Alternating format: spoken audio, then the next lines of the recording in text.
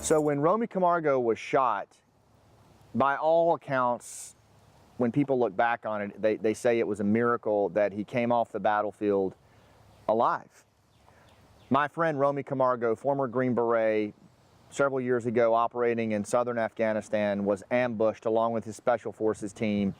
And in the back of the Humvee where he was operating, he was shot through the neck.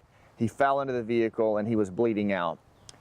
And it was the response of his team that saved his life. Make no mistake about it. Romy is a great warrior, trained his entire life, but he reached that point where he fell, and it was the collective action of his team that saved his life and ultimately created conditions for Romy to come home, for Romy to learn how to breathe on his own again, to move back into his house, to create a spinal cord injury nonprofit center with his wife Gabby, to change over 70 lives, half of them veterans, several of them walking again.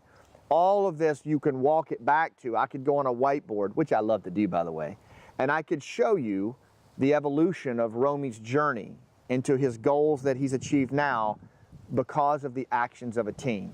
How cool is that?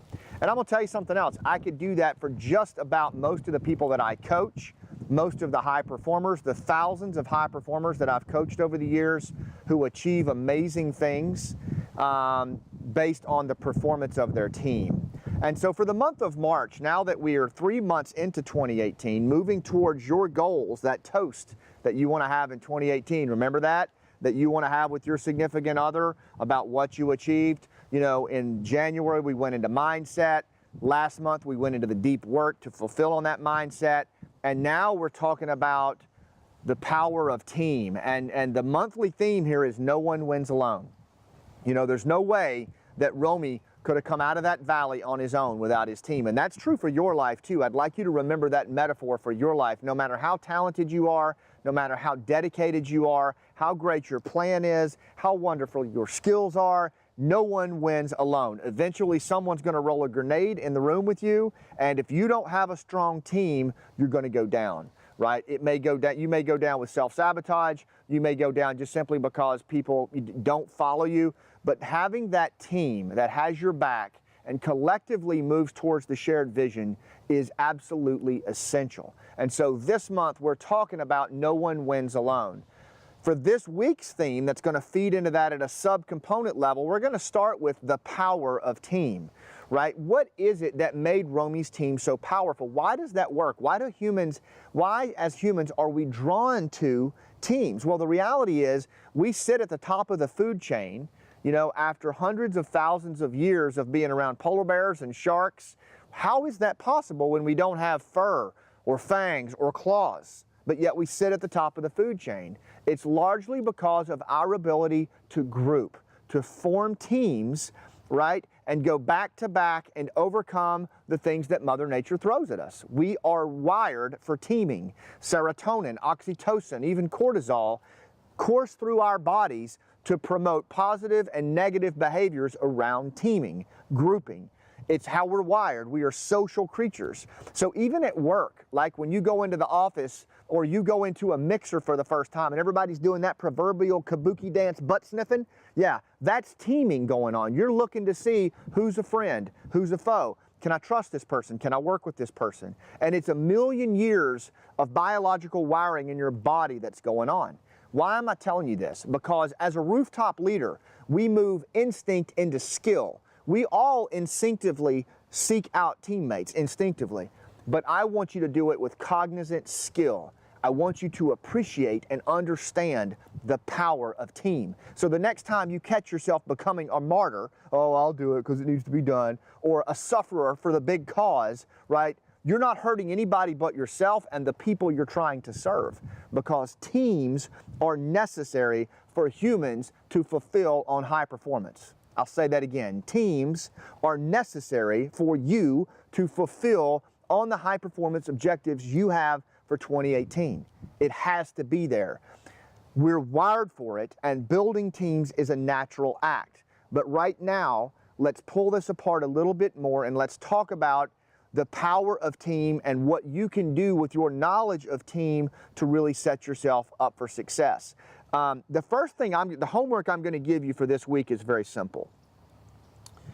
As we go into March and we start thinking and acting on building the team you need or the multiple teams you need to lead people who don't want to follow, right? That's what Rooftop Leaders do, and to create movements where there is collective action around tough problems, whether that's internal to your work, your nonprofit, or external to a product or service, okay?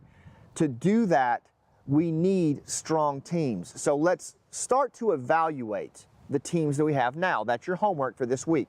I want you to look at your family first of all, right? We forget about this all the time. We focus on our job, we focus on our community, big picture, but where's the most basic unit of teamwork in our life? Jamie, where is it? At home. At home. It's our family. What is your team concept at home? Is it strong? Is it weak? If the team is weak at home, Jamie, what's going to happen at work? Yeah, everything's going to be weak, right? It emanates from that. So really look at your family for starters. How is that team dynamic right now? You don't need to do anything. I just want you to do a diagnostic evaluation of the teams in your life. Look at your family.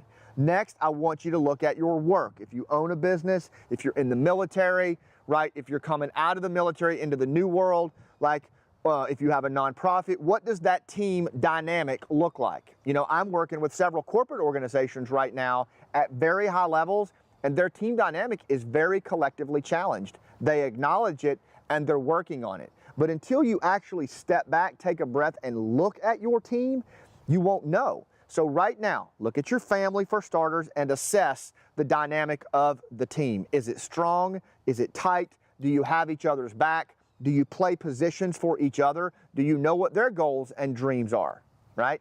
Those are general questions you can ask yourself. And if you don't know the answers to those, your team dynamic is challenged. So family, and then your business, and then next, look at outside groups that you need to be working with. So for example, if you're in the mortgage industry and you have to work with other realtors, okay, or attorneys, or if you're a financial advisor and you work with CPAs and attorneys, what do those team dynamics look like? Is it strained? Is it non-existent? Is it tight? The reason I tell you this is because what you're looking at there are out groups, right? So we started with our in group, our family. We started with our in group, our business. Now look beyond your comfort zone at the groups you should be working with. So if you're in a corporation, maybe your line of business, right, in retail is strong, but what's your relationship with strategy, that line of business? It's probably weak. So we want to do a diagnostic outside of our in-groups. No one does this. You do this, you already have a competitive edge. And then finally, I want you to keep an open view as we go into the month of March about what your teams should look like, right? Let's really get clear and let's get honest about whether our teams are collectively functioning like they need to what? Meet our goals. Humans are goal-oriented creatures, and if our teams are not collectively performing to meet the shared vision, is it really a team? Or is it just an organization or, you know, a cell, right? So think about those things this week, and then we're going to get deep on this and start talking about ways that you can build your team. What's my standard of a team? I will tell you that when my buddy Captain Will Lyles lost his legs in combat, the aviation guys landed to pick him up and he was bleeding out and he was already turning gray. Now aviators, you know, these are a different group than Green Berets. It's an out group, right? And a lot of times there's tension between them. But in that moment, they saw that if they didn't get Will to the hospital in a matter of minutes, he was going to die. People on the ground at the field hospital said that when that helicopter was flying into the field hospital, it was redlined and being flown so hard by the pilots that pieces were falling off of the helicopter in midair as it flew in on its approach. That's teamwork. That's the standard. Look at your team, figure out how they're doing, and we're going to get to work. Until next time, I'll see you on the rooftop.